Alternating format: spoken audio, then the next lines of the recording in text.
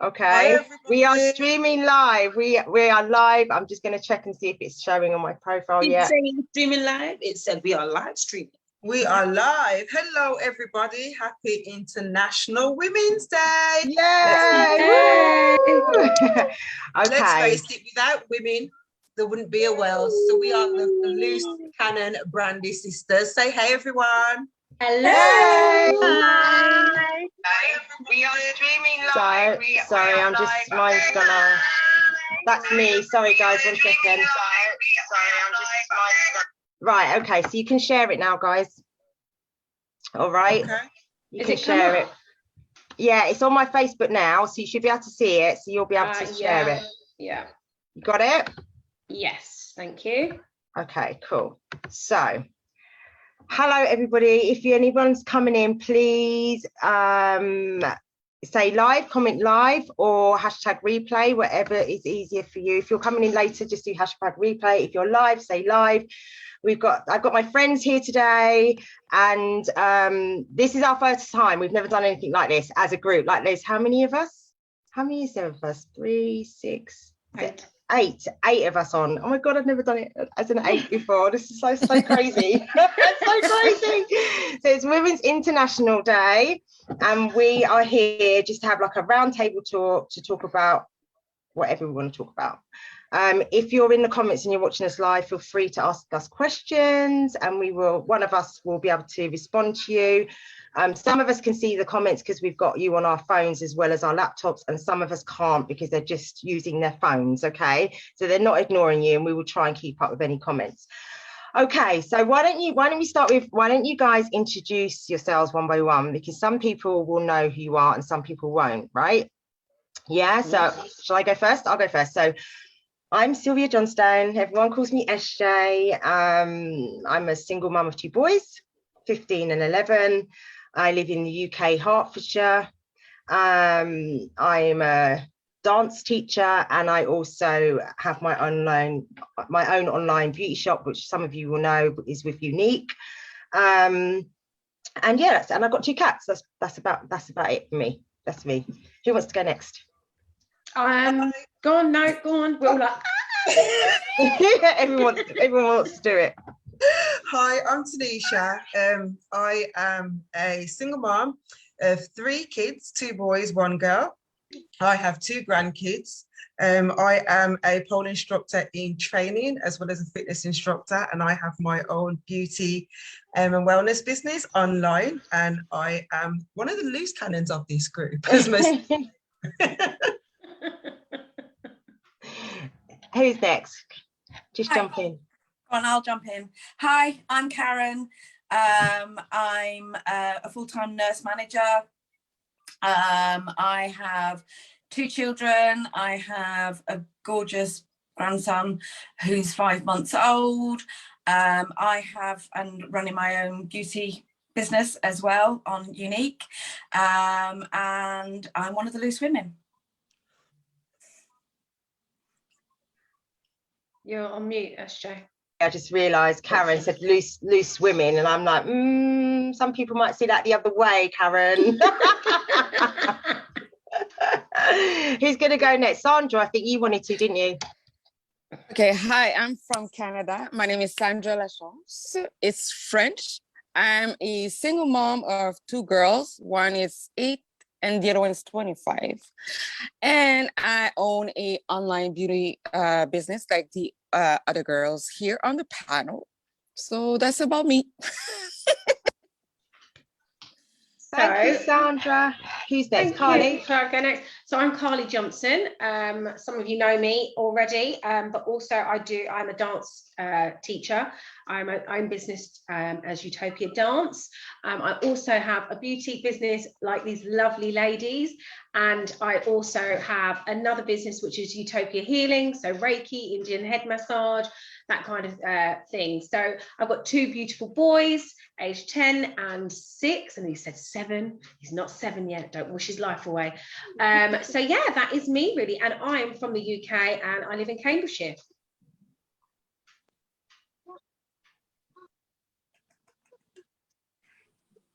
Who's going to go next? Come on, who on? Okay, well, hi everybody. I'm Jamella Brandy. I am a single mother of 4 children, big age gaps. I've got 125, 120, 112, and 15. Just found out I'm going to be a grandma to a wonderful, wonderful grandson. Yeah, it's the boy! We had gender reveal yesterday. I'm so excited. So yeah, I'm so excited, so excited. And just like these beautiful women, as everyone said, I also run my online business. And I'm also a spa therapist in a hotel. Get them knots out your back. Massage. And I have a dog called Willow.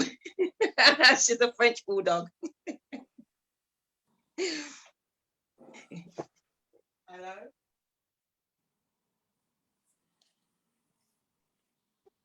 Megan, do you want to go? Yeah, okay. Hi, I'm Megan.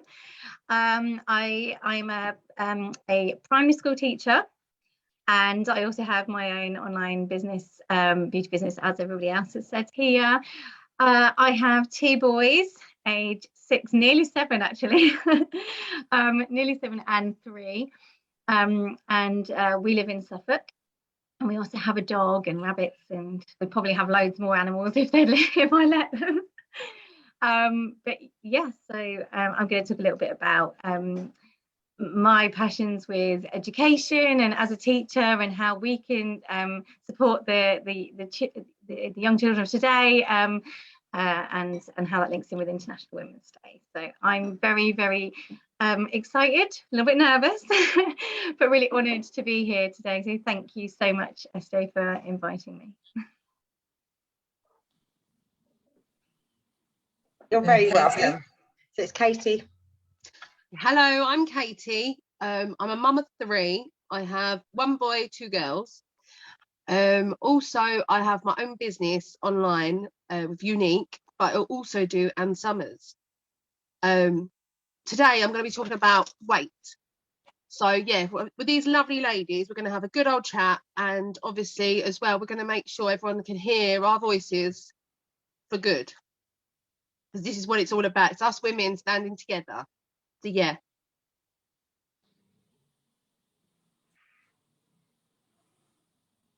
I'm sorry, I keep muting myself. Oh, well done, Katy. I love that. I love that. So why don't we start with you then? Right. Why don't we start with you? Yeah. So basically, I want to talk about weight. I don't know if everyone knows. Well, back in the day when I was younger, I got bullied quite badly. When I was in primary school, when I was in secondary school and college, to the point I nearly ended my life because of it. And it was only thanks to my mum that basically gave me a kick up the bum and took me to the doctors. And the doctor said if I took another painkiller to try and kill myself, I wouldn't be coming back. Wow. So yeah, and it all because of my size. I wasn't fitted in. I didn't have the thin face. I didn't have the small waist. I didn't have the long blonde hair, you know, things like that. And as well, I think it was because I was quite popular in the sense of I would talk to anyone. I'm friendly with anyone. And I think a lot of the bullies didn't like that because I had like a heart of gold. I'd help anyone out.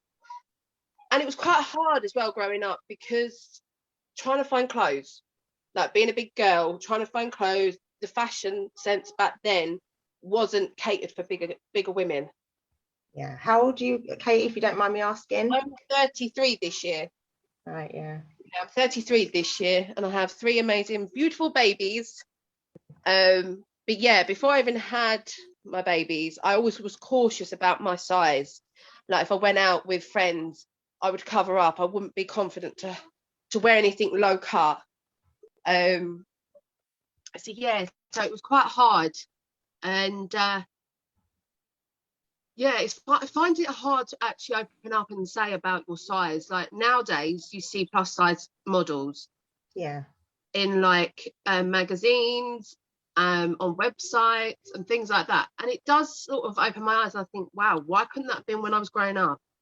Why couldn't that have been there to prove to me that big is still beautiful? Yeah. I guess that ties in with you, Megan, right? With kind of what you were saying. So do you want to come off mute, Megan, and you can talk about what you were saying? Yeah, that kind of leads into what you were wanting to talk about, isn't it? Yeah, and about, well, obviously as a teacher, our key role is about educating children, and part of that is about accepting all of our differences, and that's what makes us beautiful. Because if we were all the same, my goodness, what a boring bunch of people we'd be, you know. And actually it's all the different bits and parts of us, the good bits and the bits that we might not like so much, but that's what makes us who we are. And so, you know, we embrace that in schools, and we're teaching children to love themselves, no matter what their body shape is, no matter what their skin color is, no matter what their religion is, or not, you know, they might not have, and all sorts of, you know, whether they have blonde hair, whether they have ginger hair, whether they have brown hair, whether their eyes are blue, whether they wear glasses, whether they have freckles, whether they love football or whether they love dancing or whether they love comics. You know, it makes absolutely no difference who they are. They can love any of those things. And so, you know, we 100% encourage and embrace children's interests, because, you know, there's absolutely no reason why a little girl can't absolutely be obsessed with dinosaurs, you know, and why not? You know, they're brilliant. There's so much fun in dinosaurs, and why, you know, my little boy, who's 3, and he's an absolute firecracker, right? He's a little force to be reckoned with, little typical second child, and his favorite color is pink, and he says that proudly everywhere we go. And you know, I mean, he couldn't be more kind of like stereotypical boisterous boy. He is a real force to be reckoned with. You know, he's so full on and characteristic, and, you know, interesting, loves cars and everything else, but he also loves pink, and that's fine, you know. And he wants to wear pink, I don't care, you know, that's a color. It's not there's no gender associated with that. You know, and if we go into a shoe shop and he absolutely loves the pink sparkly wellies, well, fine, I don't care, it makes no difference. He loves that color. That's what makes him feel good about himself. So, you know, that's great. And the same goes in schools. But I think kind of one thing that I wanted to say was about this kind of like subconscious bias that we all have. You know, we all have it, we don't even realize it, hence subconscious. But even children have it. And I watched this brilliant video yesterday, and it was in a primary school classroom, and there was a group of children, and the adults in the room said to them, I'd like you to draw a picture of a surgeon. So they all drew little pictures of their surgeon, and they had to name them, and they went, oh, what's your surgeon called? And they were like, oh, mine's called Bob or whatever, you know. And they came up with all these things. Okay, now I want you to draw a picture of a firefighter. What do they look like? What's their name? Again, it was all, you know, big burly man, and then a fighter pilot. And again, you know, they were all drawn as male characters.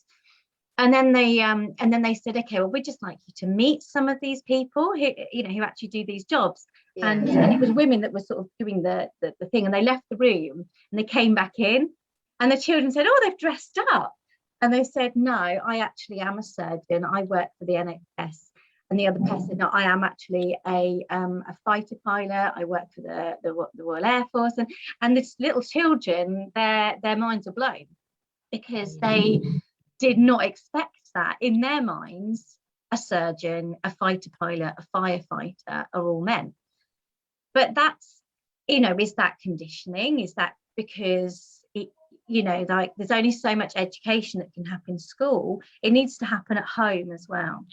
And, you know, we should be chatting to our children and saying, absolutely, if you want to be a firefighter and you're a boy or you're a girl, then go for it. You know, you want to be that, then that's what you can be. And it makes no difference whether you are a boy or a girl, because in today's world, there should be no gender bias for what job opportunities you want to have.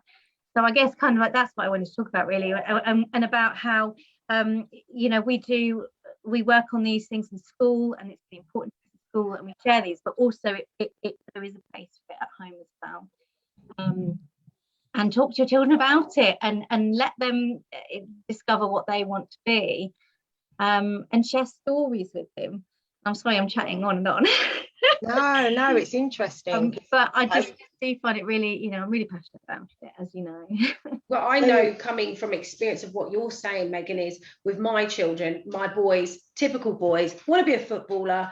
And I'm like, right, but with nowadays what's going on, you've heard it on the news with boys that have done football for all their lives, and then they don't get picked, and then they're crushed. Their world is crushed. They didn't have a second, an A and a B option. A plan B, exactly. So I've always said to them, look, you can do anything you want to do. You've got to, go out of the box, pick something else. Oh, then it's a YouTuber. Really? Do you know what I mean? So again, like you said, it does start it's also, in the school, but we've definitely got to be doing it at home. We've got to be telling them they can do anything they want to be. And like you said, with the colours and stuff like that, again. So no, I 100% agree with you on that. And if people aren't doing it, start doing it now. Start helping your children. So absolutely, and having those conversations with them about, just seeing what their perceptions are, because I think sometimes we take a lot for granted. We make a lot of assumptions with our children about what they already think, what they already know, and I think we project our own thoughts onto them, and we assume that they think the same, and actually quite often they don't, and there's things that they really don't know about, and having those open conversations with them just gets that that those thought processes rolling. And just because you're talking to your child about how if you want to be a ballet dancer you can, that doesn't mean that they're necessarily going to be one. It's you're not changing your child by having that conversation, but you're just letting them know that it's okay, that they can be whatever they want to be. See, I've had that conversation with my son. He's nearly 9 this year, and I said to him, I don't care whatever you are, I'm proud of you. Like literally, because obviously he had his first football match with his school yesterday, and obviously they lost, but I didn't care. Like, I was happy he took part, and I was so proud, literally to the point I was nearly crying because I was that proud of him. Like, he was just amazing. And I'm proud to be his mum. Like, he's an amazing kid. Like, his brain, if I could get into his brain and see how he remembers all like history stuff, because he's very good with like World War I, World War II. He can tell me off the top of his head, literally like that, and I'm like, like literally, I don't even know that stuff. But literally, he just absolutely loves things like that. So it's nice to have that conversation with your children.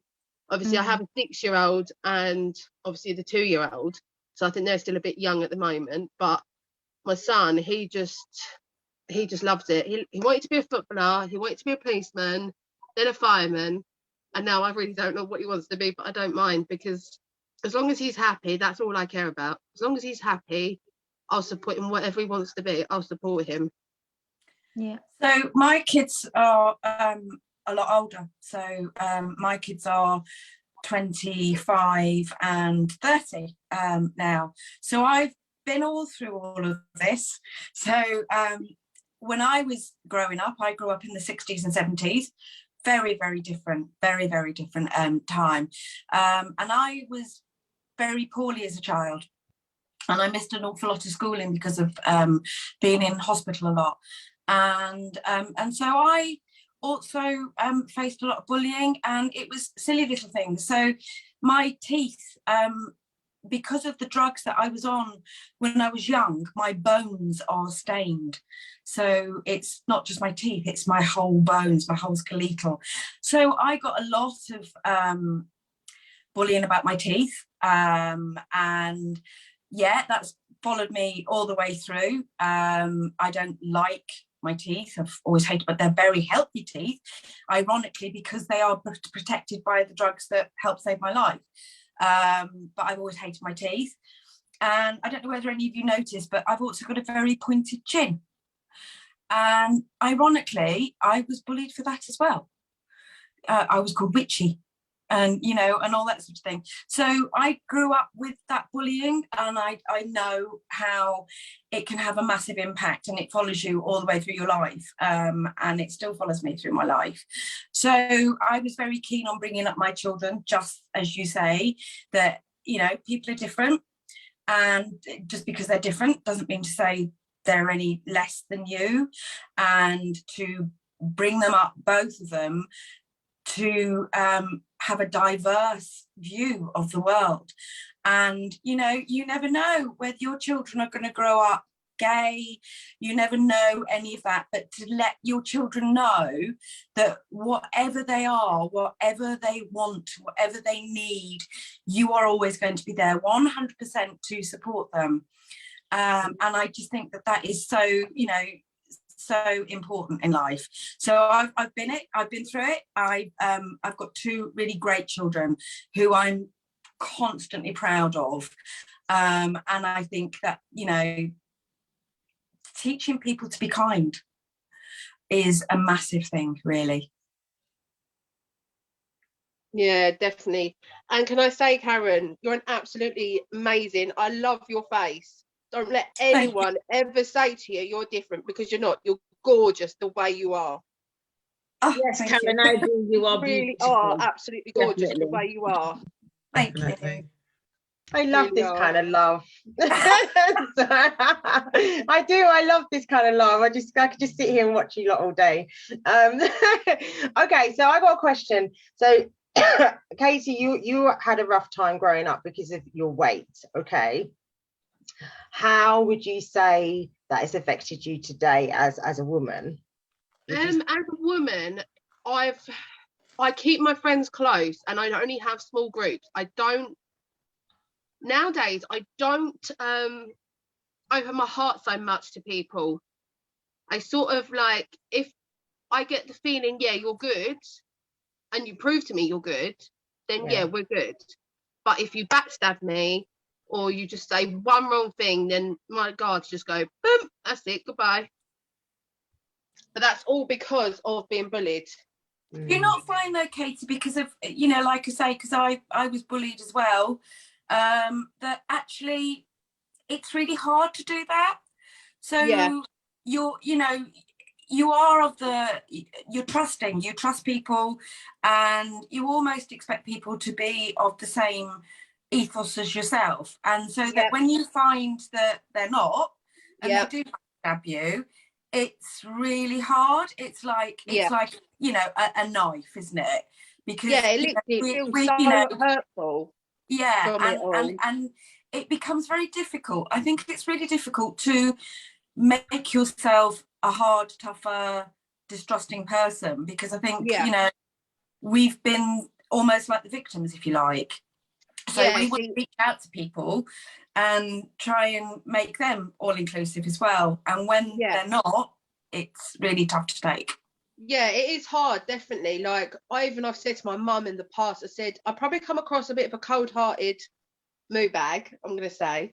But I think I've had to grow another layer of skin and more of a backbone to make sure that I'm okay with things, in the sense of, obviously, I missed quite a lot of like secondary school and college because of bullying.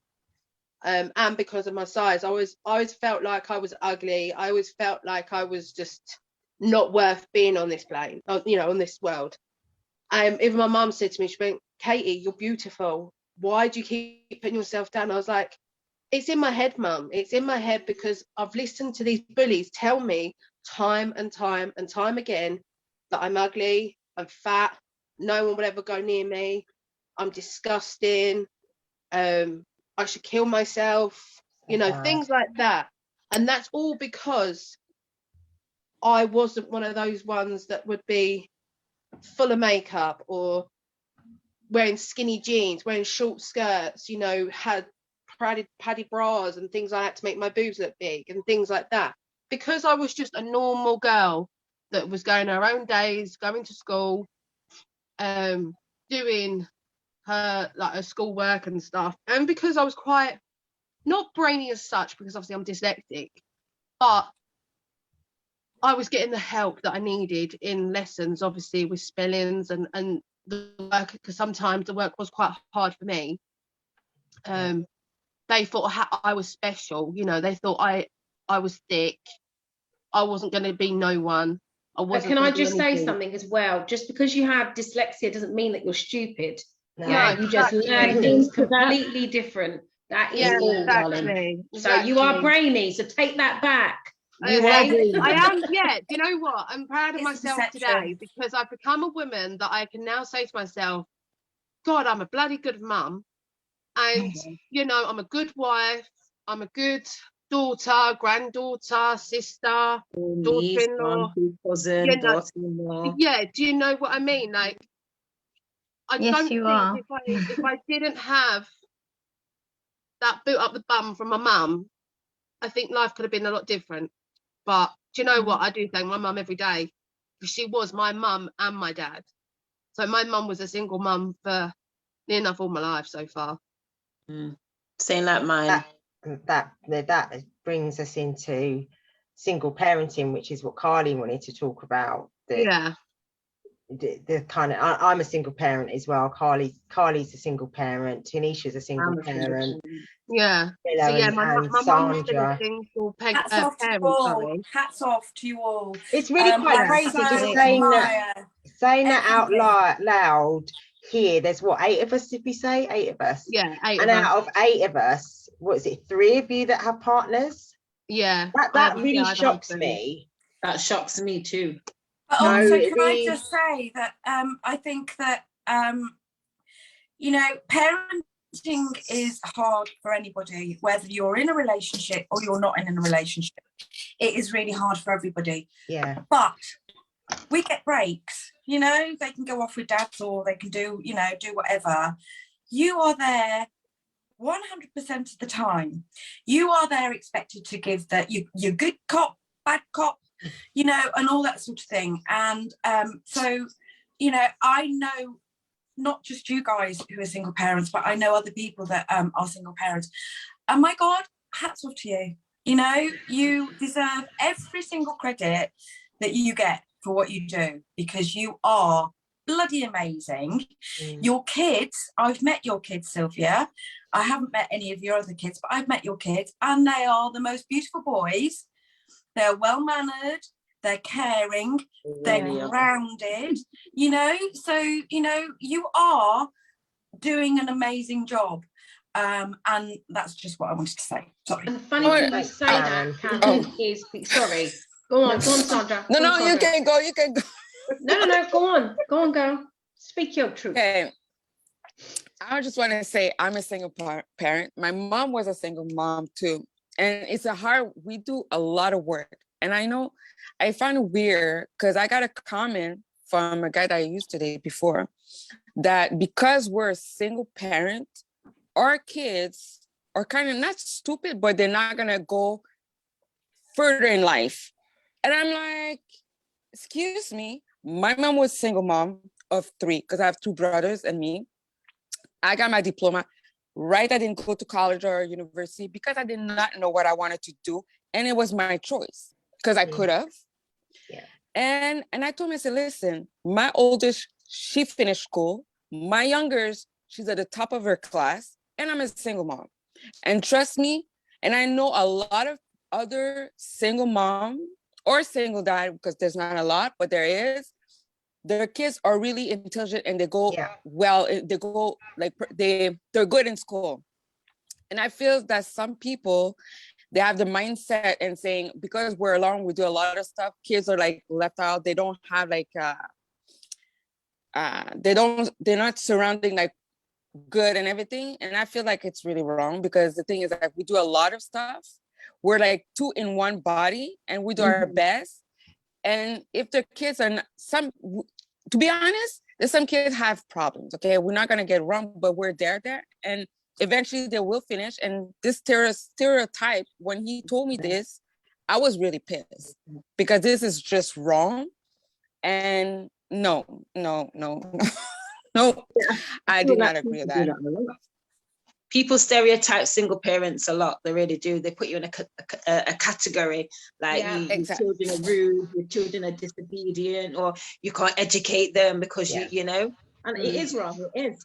It is. But you even get some teachers, unfortunately, you know, I've had a conversation, funny enough, with somebody recently regarding this, and their child was finding it hard to with the transition from nursery into mainstream school, or whatever you want to call it, reception, preschool, what have you. And the little boy basically was really troubled. He kept crying. So the woman got brought into the school, and when she explained to the teacher that she was a single parent, her words were basically, well, no wonder he's acting out then.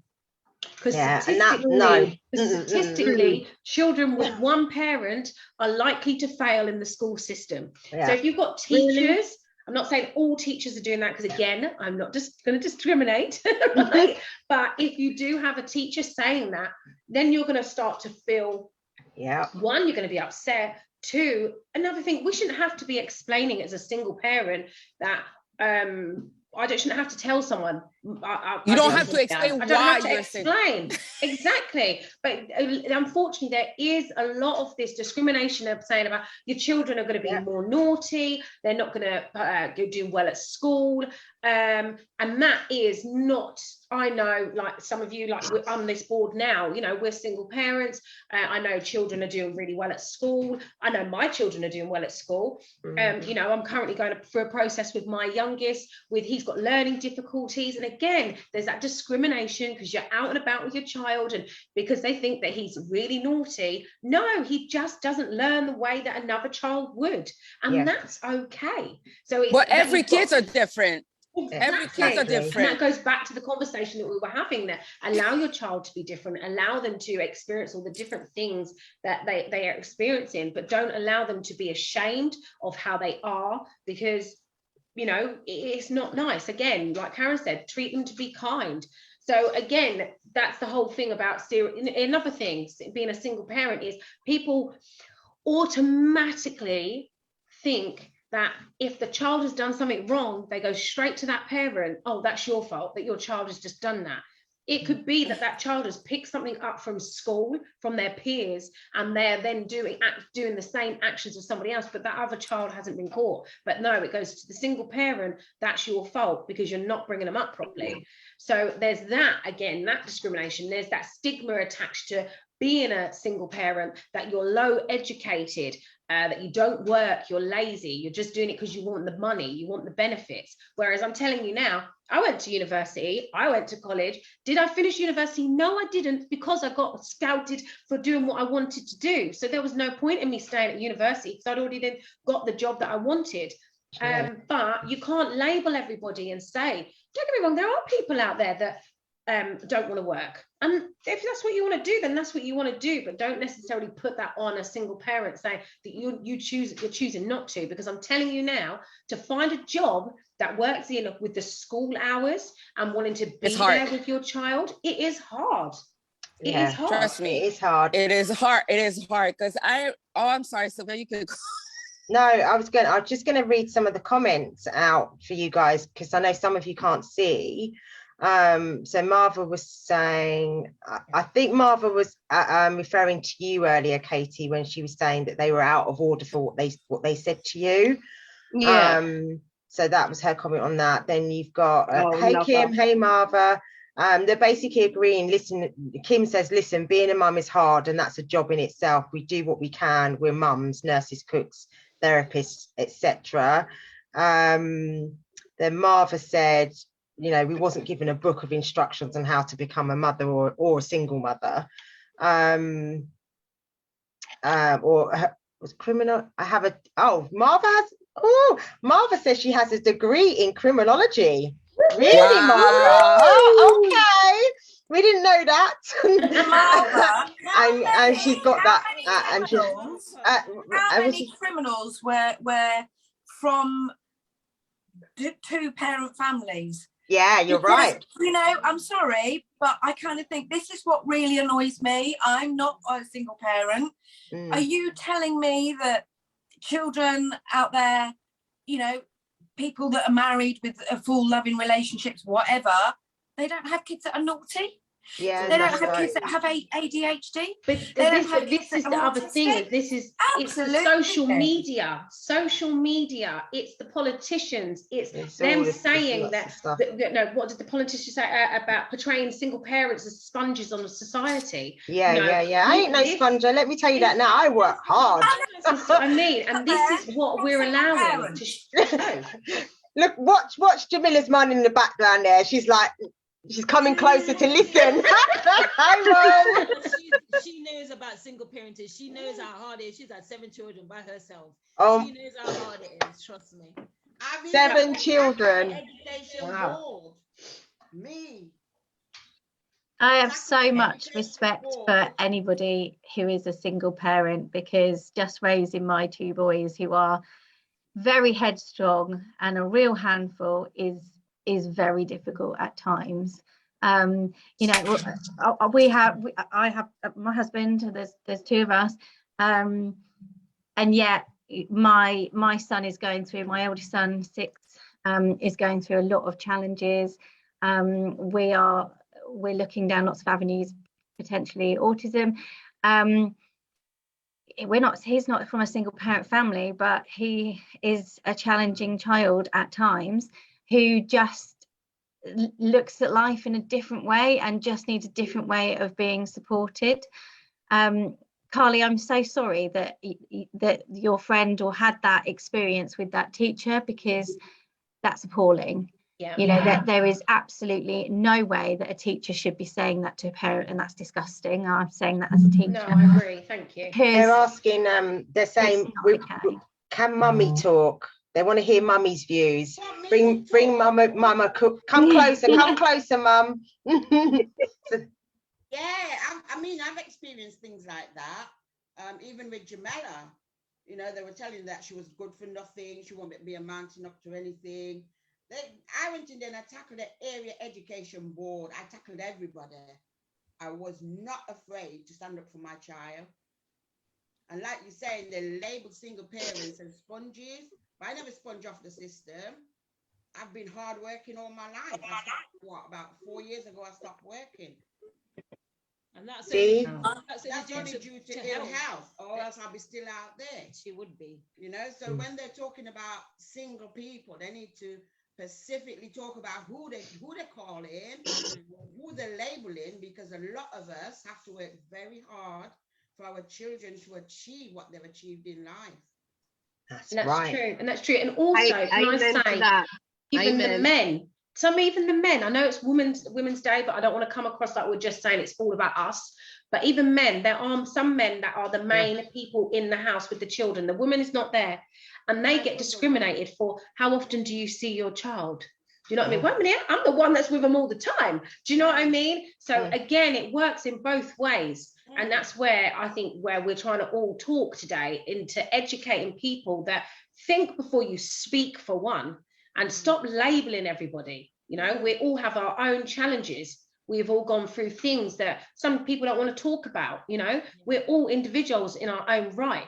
So, you know, again, like you said, unfortunately, I think it all comes down to social media. It comes down to the politicians, the government, the media and everything. As to why we are the way we are, why we are biased. Absolutely. And I find it shocking to me that there's 8 of us on here, and 3 of the 8 have relationships that are married.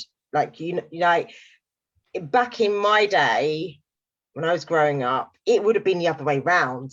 Do you understand what I mean? There was very few single parent families. Like, they were there, don't get me wrong, they were there, but most people were together whereas today's society, for me, it feels like it's the throwaway attitude.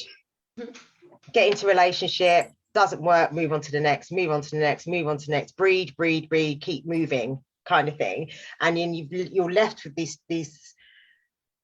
stream of women or men that are single parenting and kids growing up. Like, you know, when Reese first, I can't remember, I think when he started secondary school, and I can't remember, we had a conversation about something about single parenting. He was like, well, most of my friends, like, and I was just like, Wow, in my day, it would have been a shock to hear of a family that didn't have a mum or didn't have a dad. It would, it was a big thing. It wasn't, now it's the norm. It's the norm. So don't forget, like I say, I grew up in the 60s and 70s. Yeah. And this is where it's very different. So I grew up in the 60s and 70s. We didn't have social media. Yeah. We didn't have all these telephones. Yeah. But we still had these issues. Yeah. And also, children of the 60s, in the early 70s, finding their independence, I was probably in the minority of having two parents still living together. That's fascinating. So it's all about it goes round in circles. But it's amplified now, isn't it? Because we have social media. That's right. What's out there, but actually, it still went on. Yeah. And and like I say, I had two parents. They divorced when I was 13, but when I was younger than 13, it was quite often that I had single parents, and my friends were single parents. So it kind of it's interesting to hear what you're all saying, that now I find it, but actually it's really interesting to hear all that. It's even like COVID, right? When all this hit, it hit, and you had to stay in your house, you had to homeschool your child. Oh man, all I hated these it. Things. Can you imagine? You're trying to work from home. Yeah, okay? I hated it. And as a single parent, you're working from home. You've got to educate two children, which is what my experience was: educating two children, different standards of level of schooling. And then to be told you can't have that support network right now, you can't have a bubble, because at first you weren't allowed a bubble. Do you remember? So how hard that was. And it wasn't God, I hate it. The government, they were petitioned, right, to consider the situation of people that are single parents. It wasn't until there was a petition put in place that's when people thought, oh, actually, what about single parents? Do you know what I mean? So it's like there's an afterthought of that person that is on their own looking after children. So, and think how much that's suffered with mental health for people. That's right. So, and that's what Taniesha, when you wanted to talk about. Yeah, that's what Taniesha wanted to talk about. Mental health. I thought that was a good little, maneuver. Yeah. So, all right, how was that for you, T, mental health wise? Because although your children are older, but still you were locked in by yourself with your daughter, at least, right? Yeah, my children are very much older. I mean, my eldest is 25 in April, and my other one is 24, but they've grown up, they've had their own children, and they live away from home. When we first wasn't allowed the bubble, it was really, really frustrating for me, because I had to sort of put my own mental health as a priority so I could look after my daughter. But at the same time, my daughter, she's only 14, and she's an anxiety sufferer herself. So that kind of elevated the environment a little bit.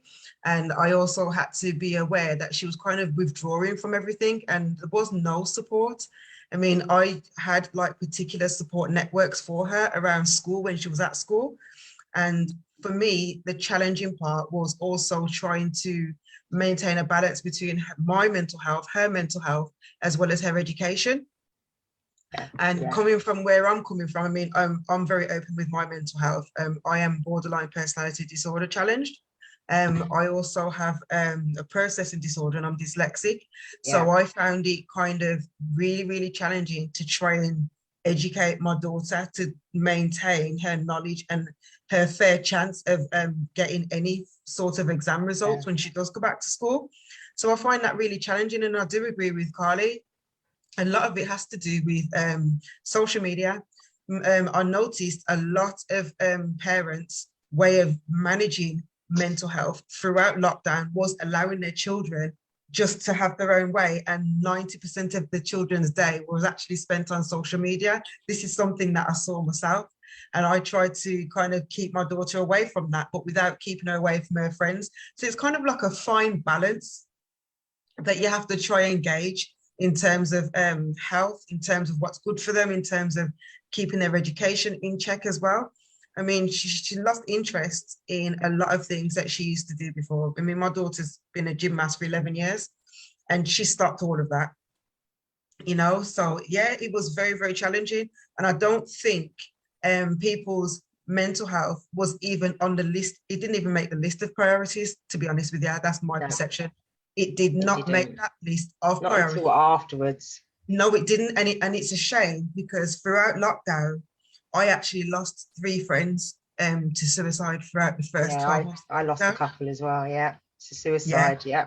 And I really do not think the government for one split second even considered, and I don't know how this happened, what you would expect for people with mental health challenges already, much less those who are losing their jobs, which I lost mine, those who are losing the supports in network, if they've got challenges themselves, if they've got children with challenges, on top of trying to maintain an everyday balance in life. I mean, I don't know if any of you have ever suffered mental health, or honest to God, some days you can't even get out of bed and wash your backside. And that's not a case of you just wanting to be lazy or you can't be asked. Sometimes you just have to accept things for as they are. Otherwise, you go over that brink of not coming back. You have to be very careful with that fine line. And I just think that the media does have a huge part to play. The government, I just think, without badgering them, but I do think their attitude is absolutely disgusting and diabolical when it comes towards people's basic human rights. You know, and at the end of the day, something should have been put in place to protect people, not just women, not just men, not just children. Something should have been put in place to ensure that people were supported with their mental health. If you put 3 puppies in a cage and left them in there for a week, what do you think is going to happen? Yeah. And can I ask you a question, Taniesha? So in terms of, if now thinking of it now, right, what would you think, or what do you feel should have been put in place? How do you think people should be more educated with mental health as well? So that's 2 questions. Sorry. Okay, so the first question is, so what do you think should have been put in place for people that do suffer with mental health through that COVID, through the trying time, even going forward now as well? Well, the first thing that I think is the bubble thing that came out, that should have been on a list of priorities. You can't isolate people. In isolation, people literally take a nosedive. It's hard enough when part of your conditions mean you do that to yourself anyway, but doing that to yourself and having it done to you is a completely different impact. And I think the way how they initially, when it comes to homeschooling, and we had to do the homeschooling, I think they should have put that across all platforms, including the NHS, in terms of when it comes to support with mental health and things like that. I do think that they should have been accessible online. Everything is so in the media, but it's like there's more negative than positive in the media. And I think that there really should have been something in place, because that is where people spend 90% of their time. I think it would have been just really, really helpful for people to have that kind of access. It's okay saying, oh, well, if you feel like this, you need to ring this number. In that point of time, people are not able to do that. Not everyone's able to do that. They're not. You know? But when you go online, that is something the majority of people, regardless of what level of mental health that they're at, they can actually do that. Do you know what I mean? And I think that's one big area in where they could have had things put in place. The second question was? So going forward in terms of trying to help other people understand mental health, stop being biased, stop thinking that people are a certain way and they're choosing to be mentally unstable. Do you know what I mean? I think people need to be educated about different types of mental health conditions. Do you think that should start from being in school? I think it should start from being in home, to be honest with you. I grew up in a Rastafarian household. I'm not sure if any of you guys are aware of that type of religion, but it's very, very different to another household. And in a Rastafarian religion that I grew up with, because everyone's household is different, but where I grew up with it, it was embarrassing to even say that you had any mental health issues, and it was always frowned upon. It was always put down to, you're just a bad child, you're just a bad egg. Do you know what I mean? There's no actual excuse. That is just you. You know what I mean? You're not normal, kind of thing. And I think having parents that are open-minded and be willing, instead of taking offense to the way that they parent, and the way how it impacts on their children. I think they should be open to being educated about different things, different conditions. So when their children are behaving in particular ways, they can actually, well, try and put things together and say, well, actually, do you know what? If I'm receptive to that, then in turn, that will knock onto my child, and my child will feel more comfortable and more open in talking to me about the way that they're feeling. Even if you don't actually understand it, you can learn down that road together. And I think tools should be made accessible for that. Second of all, in schools, I do believe the teachers should actually also be made to even go along basic mental health courses, because mental health, it's a huge word, right? And it's like having a bubble and having 1,000 pins off it. There is so many different conditions. Not one person is going to know everything about all mental health conditions. But I think if you are educated, no matter what environment you are in, if you have contact with children, or if you have contact with adults, or if you have contact with people with challenges, you should be educated to a certain degree, so you hold certain tools, so you are able to even recognize the basics of, well, actually, do you know what? That person doesn't seem like themselves, or they don't seem like the stereotypical person's behavior. Then instead of attributing it to single parenting, instead of it attributing to bad parenting, do you know what I mean? Yeah, absolutely. Kim's commented, Kim said she's got PTSD, BPD and anxiety during lockdown. I had no support or help, plus I was pregnant. Yeah. That's another thing, it's like children. I know my son was fine before lockdown. He's now got, well, this is what the doctors seem to think it is, stomach anxiety. So he's actually on medication. He has 3 tablets in the evening, and I've taken it off him to see if it actually is helping, and unfortunately it is. So when I took him off that medication, it's like, when he's at home, absolutely fine. He's not nervous, he's not anxious about anything. So through half term, absolutely fine. As soon as he went back to school, that's when he's like, Mummy, my tummy's funny, and it's like, right, okay. So it's obviously something with that transition of going to school again with all that COVID. So COVID has a lot to answer for, right? Yes, it does. Because again, mental health, children don't know whether they're bloody coming or going now. That I never had anxiety when I was young like that. I don't know, ask my mum. But do you know what I mean? But do you see what I mean? Like children, things are so different for children now. And again, the mental health, like you're saying, Taniesha, it's just, and people don't understand it. And I'll be honest with you, I had a conversation with my auntie about something, and I said, it just really annoys me, blah, blah, blah. She's like, but you have to be mindful that person does have mental health.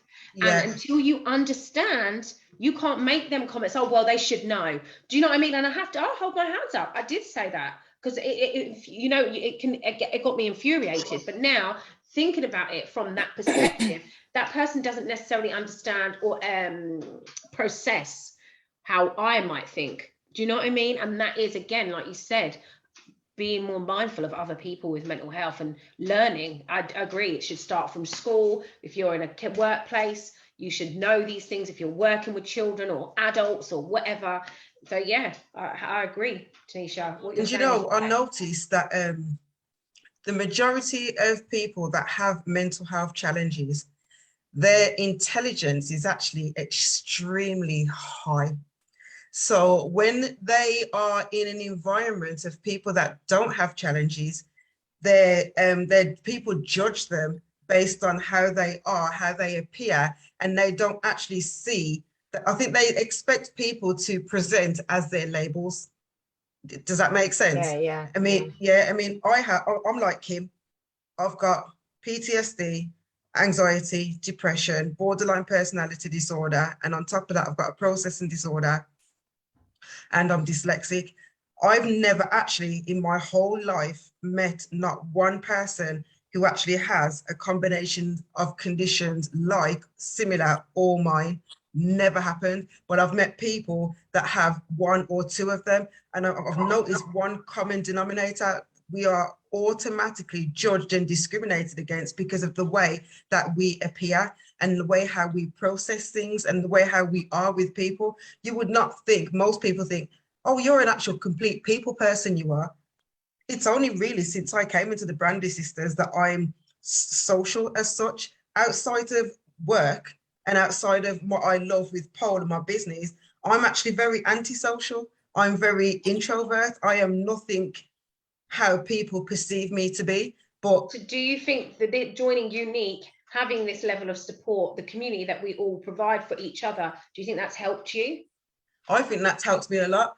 It really, really has, because had this been, if lockdown would have happened, even like 5-6 years ago, I think my response to it would have been a lot different, because I've been off medication 8 years coming the 15th of this month. So had I been closer to the time where I was just coming off medication, I think it would have been, my mental health would have been more imbalanced. But as I've come away from medication and found things that I'm very passionate about, and found how to be more self-aware, to find more education on my particular challenges myself, to see how they can best serve myself, which has a knock-on impact to my family, to my friends, and particularly my daughter. She lives at home, so I've got to be aware of how I can impact on her, and then how she takes that. Because like your son, my daughter's fine when she's at home, but you ask my daughter to even go to the shops, you have got to be kidding. When you see her, when she comes into my lives and stuff, she's very interactive and she's very funny, because she's in the comfort of her own home. You take them outside of that and put them into an educational environment or a social environment, and they're completely different. You know, and I just think that, yeah, people definitely need to be more educated about it, less judgmental when it is an open discussion, because a lot of people, especially a lot of people online, I speak to people like an agony aunt on a daily basis about their mental health. And it's something that I don't mind, because I wish I had it at the times when I had nothing and I had nobody. So I will always be there for people. But the one thing that I've noticed is the stigma. A lot of people are embarrassed and will not come forward and will not speak about it openly in public, on social media or anything, simply because of the derogarized way that they are spoken to, or the way that they are treated. And it's not that people are just horrible people. You're uneducated, and because you're uneducated, it leaves you in a narrow-minded space where you don't actually know how to interact with someone who has possible challenges. Does that make sense? Yeah, but then it goes again back to the social media, how the social media and the politicians and what have you have portrayed how someone with mental health looks like, and how they are act and they're erratic and don't go near them. But actually, that is not necessarily the case of someone with mental health.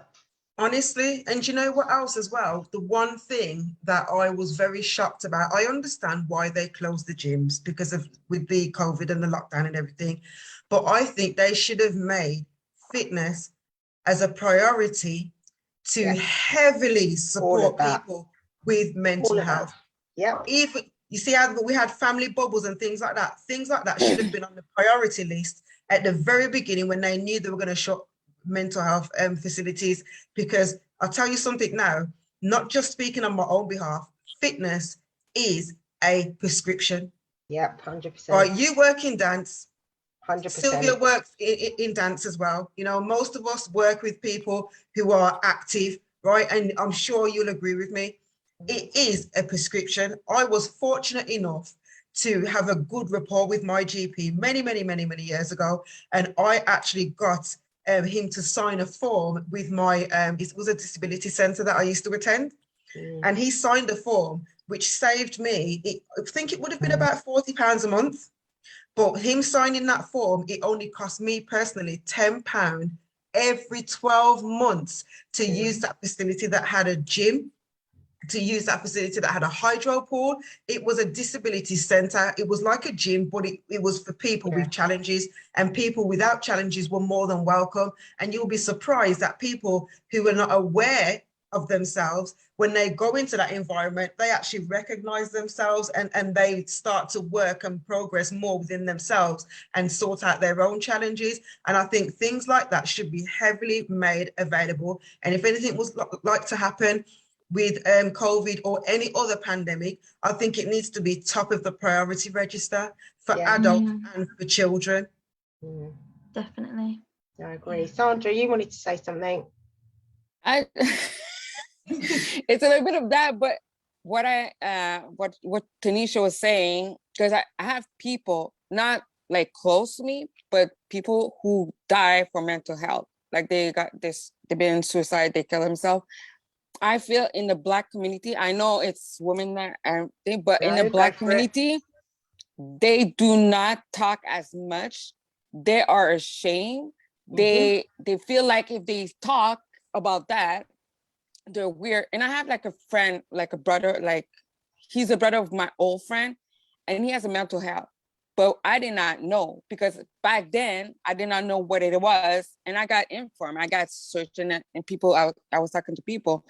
And the Black community, they don't talk about anything about homophobic, mental health or anything. I feel like it's more like close. And the fact that the media also, it doesn't help. Like we all know, it's not gonna help. So I think people need to have an open mind and open discussion and start with the family, because I know in Black community, they don't not necessarily going to be open to the world. But if they start in their family about to be open with mental health and everything, it's going to help more. Because a lot of people, like I saw on my newsfeed, like somebody died, somebody killed themselves. I don't know them personally, but I feel like really bad. And they're like my age, and some of them are younger than me. And even that with COVID, I heard there's a little kid that wanted to kill himself. 5 years old. He went on the 3rd floor and he wanted to kill himself. So basically, it doesn't go like only a certain age. And I think this thing need to start from home and have an open conversation. Yes, school is gonna help too, but to be educated like Taniesha and do some research and look for that, some help, and try to help inside your family and everything. And after, that's what I wanted to say. No, because it's sad. It's really sad. It's sad. It's shocking. I don't have that problem. Well, I guess I don't think I do. But I mean, I feel I see people and I'm like, they don't want to talk about it. It's like they're ashamed of that. And I feel like it's bad because we can't help them if we don't know. So I think people should need more open to have that conversation, and us who don't have it to be there to listen and try to help them and give more like for those people. Because again, the lockdown didn't really help because we can't go anywhere. I have people that were saying, oh, I'm locked down, my head. And you have men that kill women, because here we're like probably in the 15 cases for last year that men kill women because of mental health. They're being locked down. They don't accept it and everything. And this is like a situation, this is a big problem, because even if you have women, but it's rare. I'm not going to say it didn't happen, but I mean, it's something that we need to help them and to be more focused on that. That's what I think, because it's crazy here. People kill people here like every day. We hear something. It's not good. It's really not good. It's not even safe outside. It's crazy, isn't it? Marva just said a comment in what's she saying, T? She says it's all about money, which I think is an extremely valuable point when it comes to all of the issues that we've spoken on so far and more. I think it's an extremely valuable point. They have taken away things, for example, like youth centres. When is the last time you knew of an open youth centre for children, not just women, girls or boys? When is the last one up here? I have to admit that is out. The boys club, the youth club down Hyson Green, have just started to get together. I've seen that on social media, so I was really, really impressed when I seen that, because for a long time there was no youth clubs around here. Yeah. And that's the thing, it's just getting back into some form of normality where people have been so used to being locked away. Like, I'm not going to lie, I personally found lockdown was actually nice to a sense of having time with the boys. Do you know what I mean? Bonding with them, and then going back out into society. I was like this. Deep down, I wanted to go back into lockdown. No, I'm with you. I enjoyed lockdown. I really enjoyed it. I just hated doing the educational part. I hated doing it because I'm not academic like that. I'm just not. I'm the other side. So sitting down and working at, don't give me maths, forget it. and it's not how I learned it. We learn. No. It's completely. It's a different language. How do you expect people to do homework with their children when the way it's taught today is completely different language? Like, so And unless don't you're forget, somebody that's academic in that way or enjoys that, you never get, you just I was just frustrated the entire time. Like, I can't help. I wasn't frustrated with doing the homework, but I was frustrated that I couldn't help because I didn't understand what he was being asked to do. So how can I help him? And then he's getting frustrated because he expects me to understand, and I'm like, I don't even know what that means. And then it's causing arguments in the household. And it was, and that's what I stopped after a while. I rang the school and I said, I'm not doing this anymore. I'm not doing it, because it started to damage the relationship with me and Levi, because we were just fighting all the time. Reese was different. He was Google Classroom. His classes were live, so he had to be on at a certain time. Teacher was there, but Levi's was log in and do XYZ, and I was like, he doesn't want to do it. He's at home. He doesn't associate home with doing a school day. He doesn't want to. So it was a battle from that. And then when they started doing the lives towards the end, it was better because he was on with a teacher and a couple of his school friends. It was better. But going back to single parenting, like, oh my God, that's when I was like, oh, this is why I need a partner, because then we could both take the pressure. Like, it was just, I felt like I was going insane. The rest of it was fine. Can I just jump in there, Sandra? Because actually in lockdown, I really noticed the gender power balance, because so yes, I'm married. Yes, there are two of us. But as a mother, I've got to say it was pretty disgusting how much I realised how much the expectation was on me as the woman, as the mother. But I was a teacher. Obviously, I'm a teacher. I was a teacher. I was trying to teach other people's children, do lives, do all of that. I was also trying to teach my own child, who was just off the walls because he wasn't focused. And at the same time, I had my husband's boss saying, you've got to be here, you've got to be in these meetings, we're having these meetings constantly, your wife can look after your children.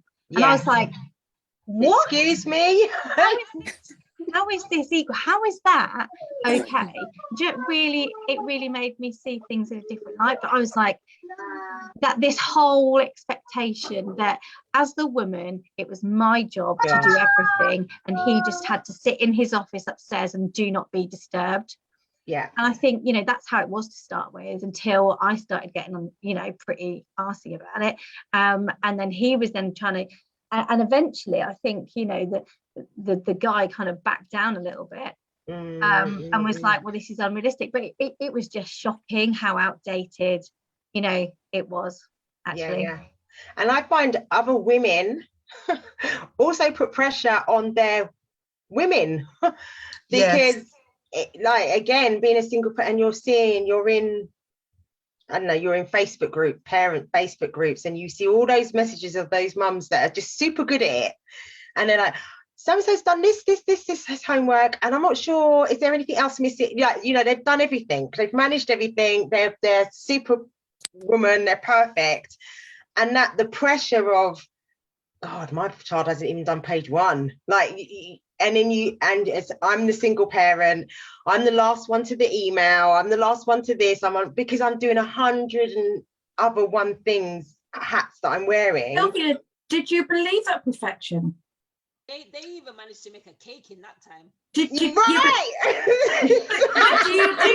honestly believe that? Do you honestly believe that perfection?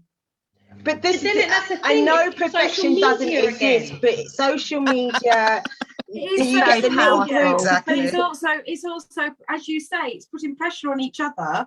It's putting pressure on everybody else, because my family's perfect. Look what I'm doing, But actually, going back to what Taniesha was saying, if you actually maybe had a chance to spend time with them or talk to them and all this sort of thing, is it really what they're saying? No, it might not be. It's not putting it out there because they feel that they're not leaving, and then they're, but you do get the ones that make you feel. But that's also almost like you're putting the pressure on yourself. It's like let's go and buy a big car like next door because they've got a big car. Yes, so absolutely. It's kind of if you start to pick away at these different things, what is the basis of underneath that? What is the underlying factor in all of this? Ourselves. It is absolutely 100%. And that's the thing. Funny enough, Absolutely I'm reading this everything. book, Calm Parenting, Happy Kid, or something like that. Don't quote me on the saying. Yeah. I said to that, yeah. And it says in it, and this is exactly what Karen's saying, where it all comes down to how we are, to how our children take off our insecurities of how we feel. Yeah. So I agree with you, SJ. I'm with you 100% on that. Seeing people on social media saying they've done this, they've done that, but actually it doesn't. No, I get it, but that's what I mean, that we're putting pressure on ourselves, because if you are that person that hasn't done it, but you're saying you've done it to look good, then you have to look at yourself. Why do you feel you need to go on social media and say, I've done all my chores, and you haven't done them? Like, when I say I've done my chores, I've done my chores. People that have been to my house and know me know I am a clean freak. That's not a lie. Like, I'm always moving, and that's who I am. That doesn't mean I'm perfect at everything, because I'm not. That's just one of my things, which can be an irritation, because actually I just want to sit back and do nothing, but I can't because there's a speck on the side, so I have to wipe it away. Like, that's we all have really controversial here. Okay, throw in a controversial comment. Guilt for what? Guilt for not achieving, guilt for not being married and being the perfect family, guilt for not being absolutely perfect, guilt because I feel as though I'm not worthy. Why am I not worthy? Because I don't conform, because I don't look like the average perfection people, so it's that as well. We all guilt ourselves, we guilt each other. Mum guilt is the worst. Mum guilt, Megan. Oh my God, mum guilt is the worst. Exactly. So I've been there. I was a nurse. I worked night duty, so that I didn't have to put my children with a childminder during the day. Who was missing out? I was missing out on sleep. I was missing out on all these sorts of things. But guilt, I wanted to be with my children. So, underlying all this, and you're saying that money's a very powerful argument to it. Money, pressure, social media, guilt. Where does that guilt come from? Think about that. That's quite a powerful statement, and it's quite a controversial statement as well. But I do think that it's actually very valid as well. The guilt probably the competition, like not the competition, but the compare. We always compare, which goes to what you were saying, Sandra, about lack of confidence and everything, which is what you wanted to talk about. The thing is, like, I can say a little bit back then, it was always like kind of competition. Like Katy a little bit, I'm not skinny. Like, you can see my face. Yeah, my face is probably skinny, but my body ain't. And I was always the one that's have a little bit of extra weight. Okay, I have the one who has big boobs, have big ass and everything, and all the clothes and everything. And I wasn't bullied kind of way directly, but I was always the one that's apart. And that's why I was shy. I wasn't talking to a lot of people. I was always in my little bubble and everything. I was with my friend and I was the shy girl. But in high school, I started like not open up, but getting more involved with the people. And how I got a little bit of confidence is I was making jokes. So behind the jokes were making me more comfortable. But again, it's just a process. And again, when I got my first kids, you get more shy. I was the first one who got a child. I was with the father, but we broke up because we were young and everything, but I'm not going to go into detail and everything. But again, I felt like people was looking at me more because I was not the chubby guy, but the shy girl. It's like people were taking more advantage kind of way, like flirting with me and everything. But again, the confidence and insecurity that came from back then, when you're like the only one that's a part of everybody. Is it because my mic is not on? Are No, you guys not here? you, Sandra. I think she's talking to Jamila.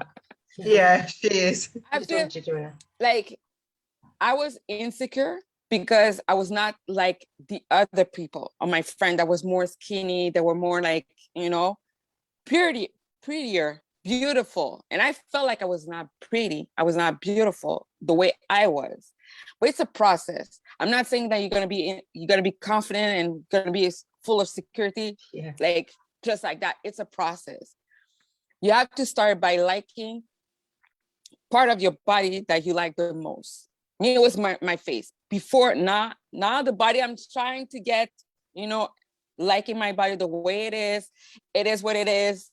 Yes, I have a little extra weight, working on that, but I mean, it's not a priority. It's all in the head. Okay, because your mindset. And It's all to do with mindset. Exactly. And the makeup. Before I joined Unique, I was not in makeup. I was basic, mascara and everything, and I felt pretty. But I was smiling and people would say, oh, you're beautiful. But inside I was insecure. I was just like, okay, it's a facade kind of. I started putting makeup. I started doing live. And you see, the thing is what I like with Can I just say like, your makeup looks amazing every time you do your live. Honestly. Thank you. It was years of playing around, watching other videos and people. But again, when I started doing live is with my youngest. She was 3. And I said, okay, she can do it. I can do it. You see, kids have their focus. They don't care about what people think. Yeah. They just go and they don't care about the judgment. And again, my 8-year-old right now, she doesn't really care. She doesn't like, for her, it's not like something that she's going to focus on it. And we have to look, and that's how I try to build my confidence. It's looking at my daughter. It's crazy, but I see my daughter go in line, do videos, and she's funny and everything. I'm like, if she can do it, I can do it. And when I started, Unique is what I like is like, it's a family. And when people encourage you to say, oh, you're beautiful, you like this, it builds your confidence. And then you're like, oh my God, yeah, maybe I'm doing something right. Maybe it is true, but it doesn't happen overnight because it's a year process. Like, again, it's all in the mind and you're just like, okay, yeah, maybe it's true. So I started doing makeup and I feel makeup like it make you feel beautiful. Even if by then it was not the full makeup, it was just mascara, the little eyeshadow, lipstick. And I'm like, oh yeah, it's pretty. And people's like, oh yeah, you're cute and everything.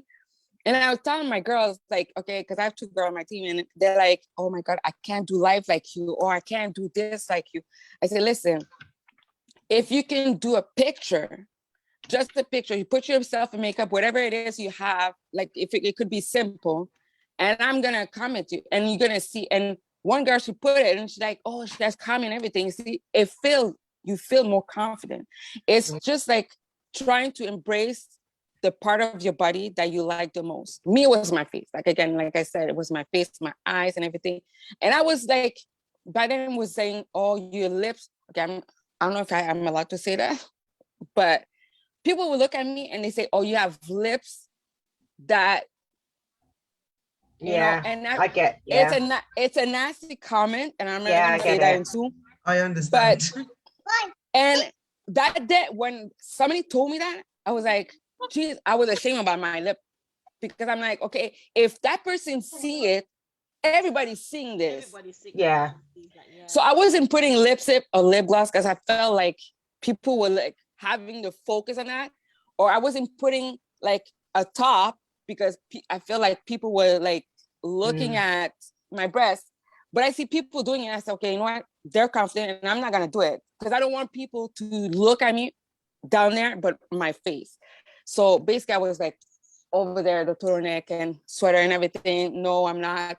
But over the time, I put like a little like a tank top, especially if it's hot. I'm not gonna put a sweater there, but it's all about try to do like a day by day, and try to embrace whatever it is you find that it's attractive to you. And I started looking in the mirror, because back then I wasn't looking in the mirror. I say, no, for me, it was like, I'm not pretty. but it's like try Sandra, to like step by you step. are so beautiful, and Absolutely. you have such beautiful lips, and you are so gorgeous, and your makeup is incredible. Yeah. So they are wrong. You. They're so wrong. Thank you. But like And I you said, prove them wrong. Huh? Yeah. And you prove But them like wrong. Go, exactly. So Katie, if she's still there, but I'm like, I understand totally. I'm not like at her point, but she has to take it day by day, and one, like, she has to embrace and try to build the confidence, because the thing is, the overweight and the confidence go hand in hand, and the single parent, because we're like single parent. Some parent, us as single parent, we feel insecure, less confident, because we think other people do better than us because they're in couple, they're married, whatever it is, and we're alone, we can't do anything. It's still a lack of confidence, but we have to look ourselves and try to see, okay, my kid's doing great, my daughter's doing great, my eldest doing great, they're polite, they go outside and they know they have good manners and everything. So I did a good job. Even if I'm myself, I did a good job. My mom did a good job because I have good manners. So I would say, forget about whatever people saying and try to look ourselves and try to embrace what we have. And that's how the confidence, I'm not 100% my confidence. And again, I have a little perfectionist in my mind because I feel like it has to be perfect all the time. And it's over the time I learned that nothing is perfect. We are not perfect. Nothing in the world is perfect. And I have to, that's why sometimes I do video and I put on TikTok and I'm like, you know what? It is what it is. And I just let it go. Because again, we can't be perfect. And I'm still building my confidence as now. I'm not 100, but I'm working on it. And yeah. And you see, the thing is, when you're insecure and your lack of confidence, it's gonna transfer to your kid. So if you're not confident, you're not liking yourself, it's gonna go over your kid. And I've commented, like, I think Anita was posting about people saying her daughter gained weight and everything.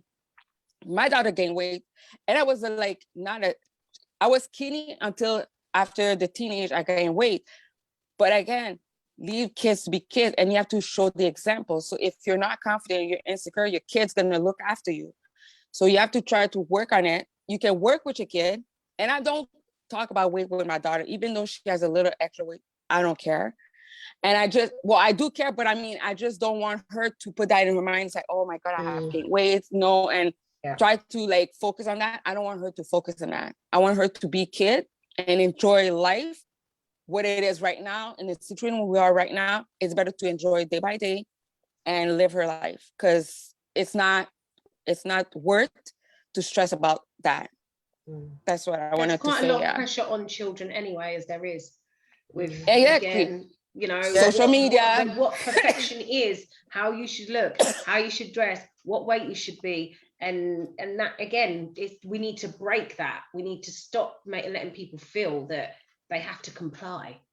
Society and social media do have a lot to play in terms of how children perceive themselves and to how they think is an acceptable way to look in today's world, you know. And I just think it's really, really a slippery and dangerous slope, because that is one of the most biggest impacts on children's emotional well-being and how they see themselves as people, as children, even how they see themselves as genders. Yeah. And especially young ladies in teenage, they're always like, because I know in school, you know, bathing suit, they're like, oh, okay, you have breasts or whatever, or I don't. And girls, I know it's sad, but some girls are really like mean, and we have to like help, especially if you have girls, to not do but get more confident and just forget what people are saying, because it's gonna break them, and it's gonna go with mental health, and everything is gonna be all rely. See, it's all goes together, because the thing is, like, it's a circle. You have to start in a family, try to help them, educate, talk, have that conversation, so it doesn't go to the level is really bad, because kids can kill themselves because of that. And we don't want that. And some kids are like 16 and they're like, oh no, I'm not like this. So it's go in their mind. So we don't want that. We have to stop that circle. That's why I say the biggest part is at home and the biggest part is at school. I mean, my eldest is 25 in April, but he suffers with bipolar disorder type 1. And he's suffered with that since he was 13 at school. And there was no one to support him throughout school. And where I was with my own mental health at that point as well, I honestly, genuinely have to say I didn't pick up on it when I should have, because I was unsupported as well. So I didn't have the knowledge, I didn't have the tools, I didn't have the access, you know. And again, growing up in the environment that I grew up in, the religion that I grew up in, it was just a stereotype as that's mental health is basically there's no such thing. And you need to just get it together, get your act together, fix yourself up. Do you know what I mean? It was kind of like you fall over, pull your socks up and brush your knees off, you know? And I just think that in today's society, we should be way beyond that now. I think we've lost too many people, too many children, you know, and people have suffered enough. And we shouldn't be at a space now where people are too embarrassed to even say, well, do you know what? I'm kind of having a hard time. I don't even know why. People shouldn't be made to feel that they need to hide that. Yeah. Yeah, it's true. I agree. I definitely agree. Anyone else got anything to add? No? I'm just looking at the time because I know some of us have got school. I can go for another half an hour, but I don't know what everyone's plans are, so it's entirely up to you. I'm okay. Well, it's 9:30 here in Canada. Yeah, Sandra's got all day. I'm going to probably have to go in a minute. That's all right, Megan. It's been really lovely to have you on and have your input. Are you coming back on tonight as well, or? I'm going to have to play it by ear if that's okay. Yeah. That's fine. Just jump on if you can. There's no thing, so that's fine. Lovely to meet you, Megan. Yeah, lovely to meet you, Megan. Thank you for welcoming. We need school teachers like Megan in every single school. That's what we need. Like, seriously. Definitely. Because they're not all like you. They're not. No. It's going to be my mission to make sure that they are. Yeah, honestly, it makes such a difference. We do have a lot of impact. I know that we do. Oh, sorry. Oh, bless. This little one, I think, needs me now. But yes, hopefully you'll see me again. Yeah, excellent. Thank you. Okay, see you soon. Let me say goodbye. Bye-bye, ladies. Bye. His face. Kim said a very good point in the comments. She said, listen, we are not all built to be the same. Embrace it, rock it, and own it. You were born an original, not a copy.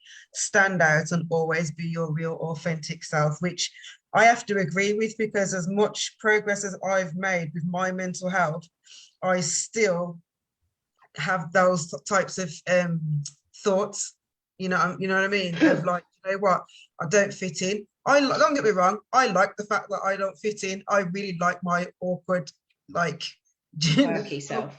Yeah, I like my quirky self. I like being the oddball, do you know what I mean? That's what we called ourselves though, didn't we? Not used to being the oddball. Listen, being the oddball means I actually get to help more people than I ever thought that I could actually help. And being myself more actually inspires, motivates, as well as helps other people. And I think that's why I'm kind of glad that I'm in my chosen fields that I'm in. I think without beauty and without fitness, I don't think I'd be in the position that I'm in now, because those two things are a huge part of my recovery and my personal growth.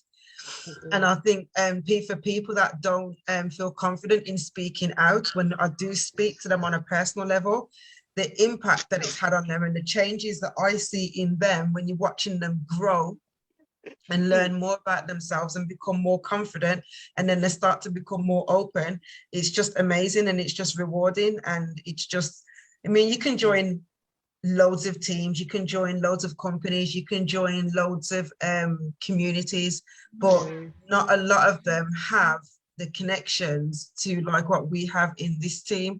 You know, granted, yeah, we all get on each other's nerves from time to time, but you know what, it's nothing that's it's not a stain, do you know what I mean? It's and part of nature. it comes down to SJ, yes, it's you. Yes.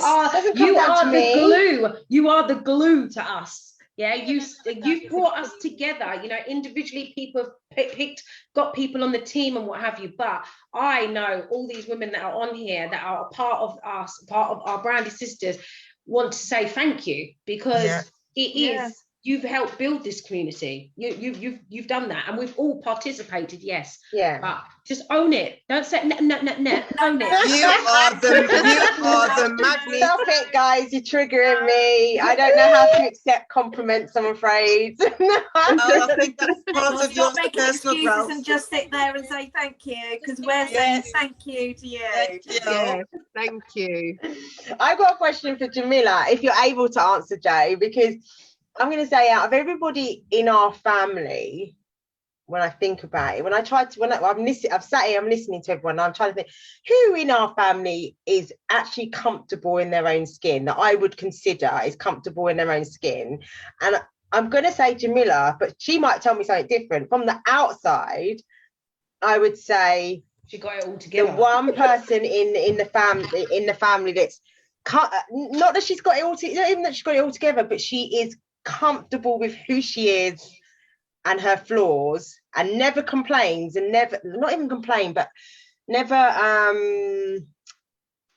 you never hear her say things like, I don't think I'm good enough, I don't think I'm this one. Like every single one of us, including me, have said it in one way or another for something. But in all the time I've known Jamella, I've not ever heard her say it. So is that true, or is that a smokescreen? Do you know what? Over the years, I have become better and better over the years. So I'm just driving. I've become better and better over the years at learning how to understand and love myself and not give myself such a hard time. So over the many years ago, I was a bit shy, a bit introvert. I wasn't as bubbly and as forward as I have been all these many years. I was a bit bigger than what I was at secondary school. I had dyslexia. You know, I wasn't as glamorous with my lipstick on as I am now, as I was then. You know what I mean? So I had my downs.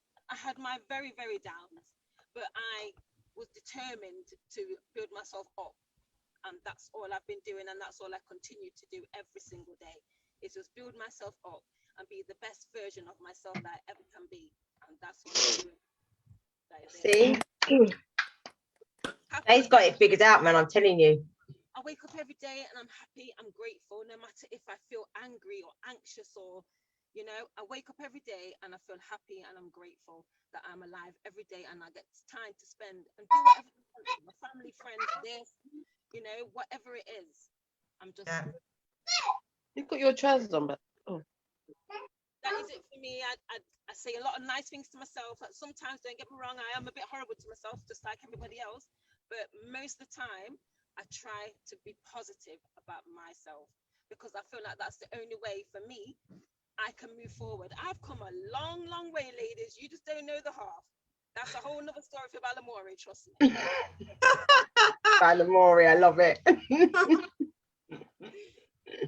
Yeah. See, yeah. If you watch Jay, like, she is who she is, and she breathes that. Like, I don't even know how long it's been. It's a good couple of years since I've known Jay. I've never, not once, and that's no lie, not once have I ever heard her say, I'm not good enough for that, or I don't think I can do it, or like, I've never ever heard her say it. Never. But I've heard each of us has said it for something along the lines of something. Well done, Jay. And I also, that's hard work. Try to implicate that in my children.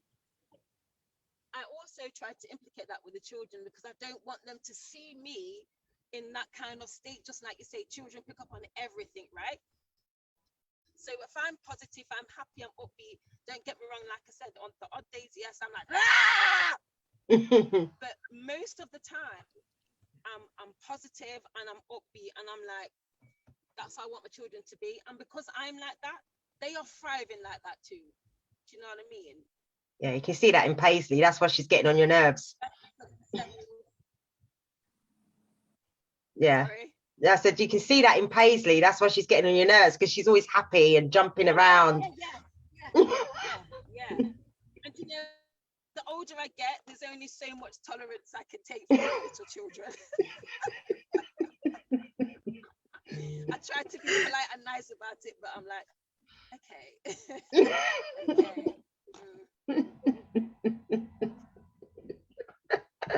Professor, oh my God. Anyone else got anything else they wanted to say or mention or anything?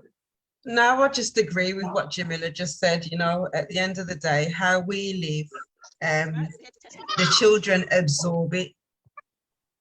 You know, they do absorb it, and it's really good if we can just try and remain conscious of that. I mean, I'm sure, like everyone else here, I know I'm extremely proud of myself, and I'm extremely proud of where I'm coming from. I'm coming from nothing and no. Sorry, the ice cream man distracted me. I need to get my own festival. Oh my God. Listen, I let him park outside my house and I get free festival, man. I want it. But anyway. You should all be very proud of yourselves for what you've dealt with, what you're dealing with, and you're still here today. It's part of our journey. Mm-hmm. And you know, the best part, I think all of us want to take our experiences and our growth and inflict that on other people like confetti. And we all just want other people to be able to see their potential, no matter what their flaws are, no matter how many challenges they have, no matter how long it's going to take them, no matter how hard it's going to be, that, you know what, it's still a huge possibility. And the only person that can stop your growth is yourself. Right. Yeah. Totally agree. 100%. Yeah, 100%. It is. It's totally down to you. You've got to be willing and open-minded enough to work on yourself. It's that simple. It's, you know, if you're not open enough to want to work on yourself, doesn't matter how much money you got. Yeah. Doesn't matter how many nice do it things for you you. got.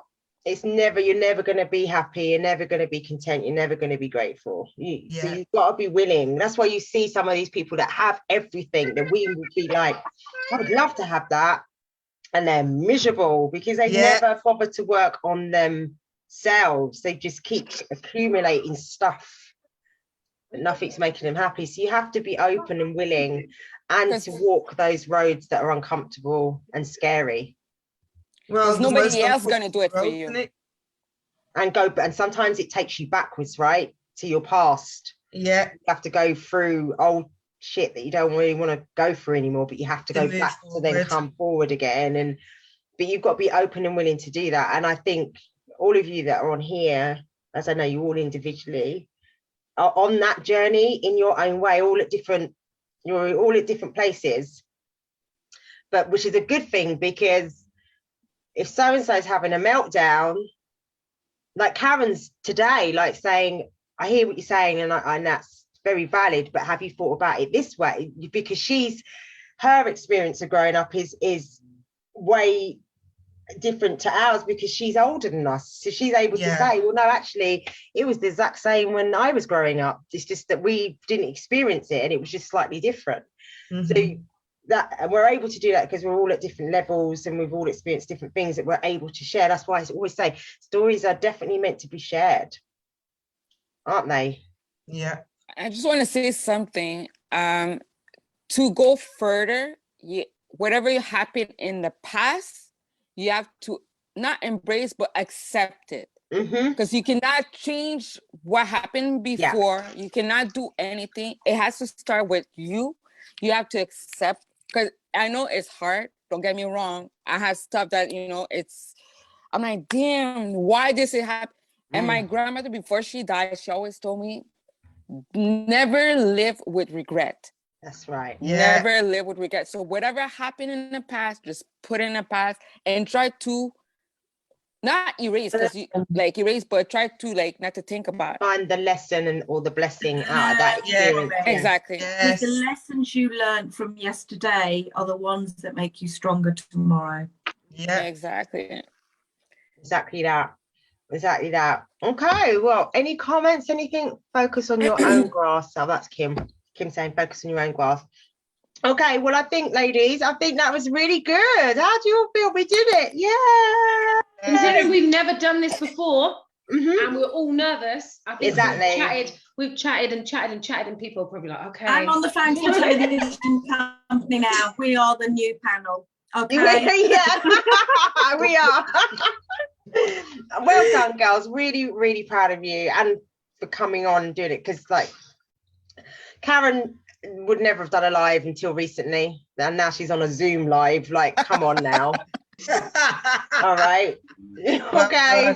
All right. I'm with Karen on that because I don't like doing lives either. Right. Karen, see that? You see that right there? Like, come on now. Like, it's just crazy. We are both in the same boat, and we're both going to conquer it. Yeah. You see, Well that's how done. we did, and everybody got in, and we're a family. And I feel like once somebody I think it's not encouraged, but people just bring together, and I feel like they get more, not confidence, but they're willing more to do it. Yeah. Yeah. We're lifting each other up. We're helping each other. We're helping That's each other. right. Yeah, you lift each other around. It's like you're all here in my bedroom with me, talking. Literally, that's what it's like me. I'm literally got my hands in my pocket and I'm sitting back and I'm like, yeah. That's what I'm doing. Like, honestly, it's brilliant. I love it. I absolutely love it. So I'll let you guys go for the rest of the day. I don't think we've got any other comments. Nobody. Marva's put her signature hand up, so I think she's saying, well done, ladies, high five. Thank you, Marva. So for anyone else that's watching, we are back here at 8:30 tonight. Not all of us, some of us won't be here, but there'll be another bunch of women. We're going to do the same thing. We're going to come on and have a chat. You guys, if you want to come back on at 8:30, you're welcome. Like, you're welcome to. Just jump on if you want to. So if you're free and you want to come and join us later, come and join us later. If not, thank you for being with us today. And thank you for having us. Yeah, thank you for having us on the purple table. The purple table. Kai wants to call it purple table. I do. I keep saying purple table. What's that, T? I just had a phone call from the school. Did you not see my face? And I went on to mute. I was like, what's happened? Oh, no, I didn't. What happened? My daughter just rang me, and for the first time since going back to school after lockdown, I'm just calling you to let you know I won't be home till 4 o'clock because school's got gymnastics. Oh, yeah! Yay! Oh, that's lovely to hear. You just said that she wasn't doing it no more, T. Look at that. Hey. God is good. He's listening. Where See she what used to go happens? before, where she used to go before, it was a private gymnastics club I used to pay for. And I've just said to her, look, they've got one at school. Just, just go and get your feet wet and just have some fun rather than competing and stuff like that, and just see if you like it. She's always said no since she's gone back, but yes. That's it. See, I don't care if you don't have faith, but I do have faith. God is good. Okay, when you start opening the doors and you start linking your souls together, this is what I believe. Okay, you may think I'm nuts. When you start linking your souls together and sharing your experiences, he speaks to you. And he opens the doors that you need unlocking. So keep talking. Yeah? Yeah, I am. And you know what I've noticed in the mornings? Before, she used to like shut the door if I'm like on our miracle mornings and stuff. Now she just bops around the house, and like I've noticed that she'll say little quotes and stuff, which are things that like I do when I'm meditating or when we're on miracle morning and stuff. And I noticed that she's starting to say certain things now, so I'm just like, yes, I'm going to keep doing it. Just keep doing it. Well done, guys. Well done, lady. Take your screenshots if you want pictures, ladies. You know how you like pictures. Well, you can take it because I can't take it. Megan has gone. I can take one. We're just going to do our signature pose selfie, people on Facebook that have been probably thinking, what the heck are they doing? Okay. Are you ready, ladies? Are you ready? There you go. I've taken a few, just so you know, as well. Excellent. We got some to choose from. Yay! Excellent. I forgot we're live, right? There's me all posing. Yeah, no, that's what I'm saying. We're live. Remember, we're live. Excellent. All right, then, ladies. Well, have a lovely rest of the afternoon. Thanks for coming. Thanks for having us. See you later. You're welcome. Bye. Bye.